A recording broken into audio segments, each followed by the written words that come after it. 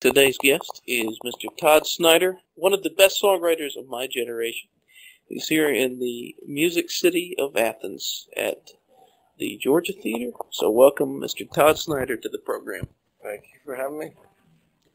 It seems like lately your name has been coming up a lot. We had Jerry Jeff Walker on, and I asked him, I said, who out of the younger people that are carrying on the tradition of the folk music, who out there is the best songwriter?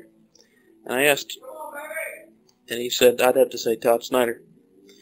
So, and I know the story behind you. Jerry Jeff was one of the shows you saw that made you kind of want to become a songwriter. Yeah, definitely. What's it like when all these people are out there and they're saying Todd Snider is one of the best? This is the Jimmy Buffett station. I have a message for Jimmy Buffett. Jimmy Buffett borrowed $17 from me at a Christmas party for Mike Utley. And I want to say this.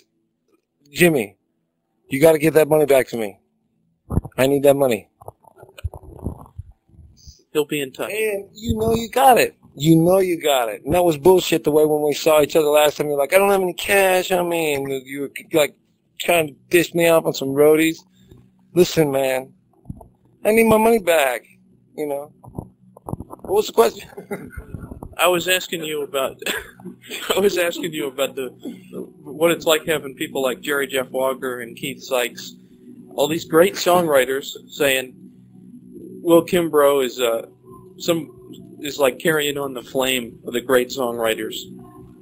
Oh well, they're making that up. They're making it up. What a humble guy. Yeah, that's actually an outside attack on me. I understand. There's a certain amount of underground aggression involved in those kind of statements, and I'm aware of it. I've got some people on it. What do you mean by underground aggression? I don't know, but I know this. No, I don't know anything. What were we talking about? Hello, Buffett fans.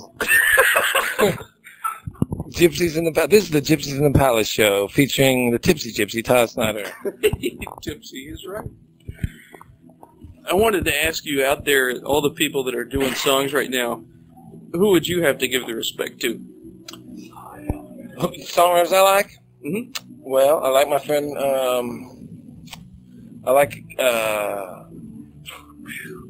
Kevin Kenny. But see, he's older than me. Guys that are like younger than me, I like Hayes Carl and, I don't know, my buddy Will Kimbrough's, not younger than me, but he's newer at making albums on his own. I love him, and, let's see, I like Jack Ingram. He's a friend of mine. I like him. I like Robert Earl Keen. That's about it. I don't like any other people. I wanted to know a little bit about back in the days when you had just started playing at the Daily Planet. I wanted to know, it's been a lot of years since then, but I was wondering what keeps it fresh for you after all these years of performing? I just still like it. It's never been something that got unfresh. It's never been something I had to work at. Like it. Being very sincere with you, it's never been a problem for me. I still still get off on it or whatever, mad for it or whatever. I don't know if that's a good thing or a bad thing, but I know this. I still like this shit. I like hanging out in these places like this, and I just do. So it's never been something that was a challenge. Keeping it interesting was never a challenge. Like, let's see who comes through the door. We're backstage, by the way. Things happen. I could have been so much excitement. No, but no, I've never had the challenge of keeping it fresh. I still like the routine. In some of your songs, you have kind of a message. Sometimes it's just a story.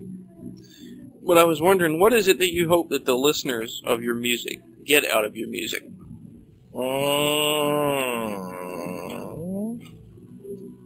Well, God. Okay.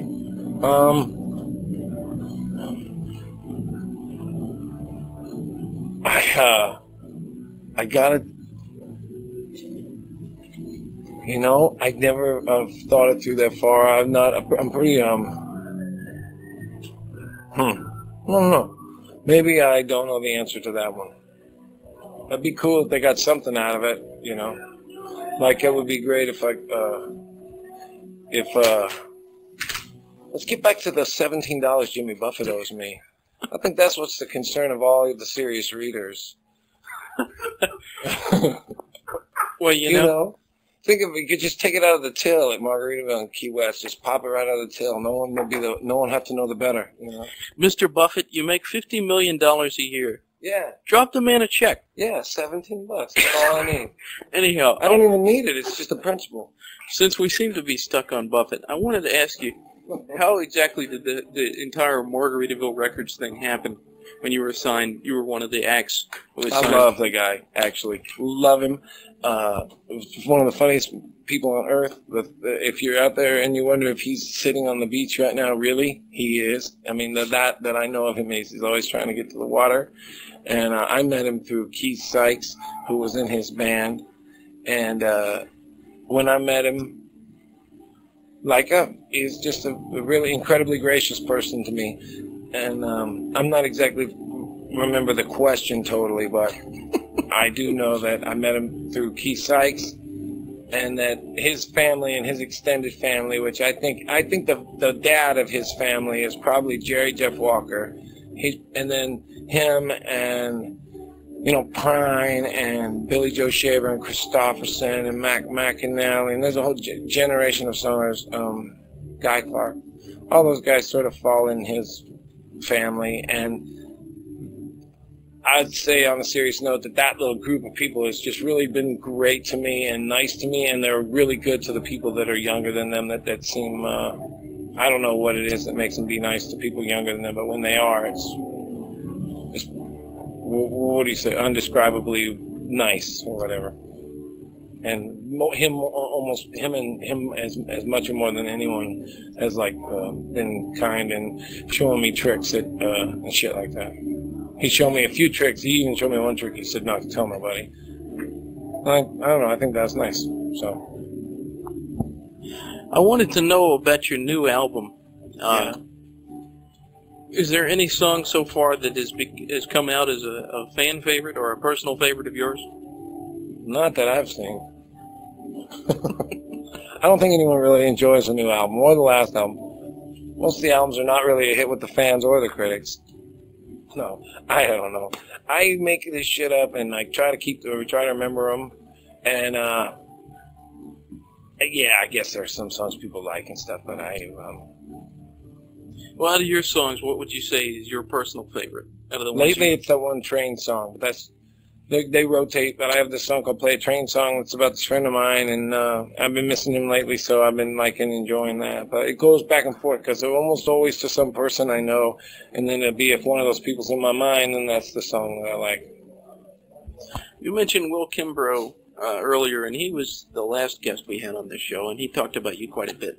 You know what? He's the one that owes me $17. You know what? I thought we were talking about, you said Buffett. Kimbrough. Oh, Jimmy, man. Jimmy owes me nothing. It's that Kimbrough that owes me $17. I spaced that. What were you asking me about him? You bastard, give me my money. I wanted to know, how did you meet Will Kimbrough? I met Will Kimbrough in a closet, as God is my witness. We came out of the closet together in 1995. No, really, I did. I met him in a closet. At one of them cattle call, people get together to get a record contract. I got my deal with, the night I got signed to Margaritaville, I met Will Kimbrough. He got signed to Old Boy Records that night, and I got signed to Margaritaville Records that night. And we were in this closet, nervous, And then by the time his record came out and he toured it and it was finished, and my record was about to come out, and so he joined my group, and then we stayed like that for a while. And he didn't put out, he started putting out his own records a few years ago. I love that person and look up to him quite a bit. I was reading the story about how you went up on Keith Sykes' You went up to his front door and knocked on his door, literally. Yeah. Everyone keeps telling me, they say, you know, you need to write a book on Keith Sykes because he's connected to everyone. Yeah. So, well, how did Keith Sykes react to you just knocking on his door like a Jehovah's Witness? He was very gracious. He was drinking red wine and listening to records, I think, to begin with. And I asked him to teach me how to do this certain thing on the guitar, like it's a Chuck Berry thing on a guitar. And I don't know. He was very nice to me. Very nice. And I don't know why he was so nice to me, but he was. He sure was. And then all the people he introduced me to were kind of like that, too. Very, a lot of that whole family of people is very open with their sofas. Well, Mr. Snyder, this program goes out all over the world. I should have told you that earlier. Parrot heads unite. We need to unite and change things. So not necessarily even for the better. You know, just stomp on the terror a little. So my last question to you. What were you asking me? Wear bright colors and stay low. I don't know what to do with my hands. No, but seriously, wear bright colors and stay low. So my last question for you, Mr. Snyder, is what would you, Todd Snyder, like to say to the world? Oh, well, that's what I just said. Wear bright colors and stay low. That's been my message since the first album. That will be my message on my last album. And I'm not just talking about hunting season, which is probably the most important time to do that, but any type of season. You've got to wear bright colors and stay low. And if something happens in an emergency situation, you have to lay low like J-Lo, do that. Do that. But don't make that a consistent habit. Don't ruin your life that way. Just stick with the bright colors. God love us all. Mr. Snyder, I thank you for your time. This was the most interesting interview I've ever done. Time after time. Hey, this is Todd Snyder, and you are listening to... So what did you say? Time After Island Time? That's right. That's the slogan? Hey, Time After Island Time. This is your friend Todd Snyder, and you're listening to the Jimmy Buffett Station. That's all I have. Wear bright colors and stay low. I don't know what to do with my hand.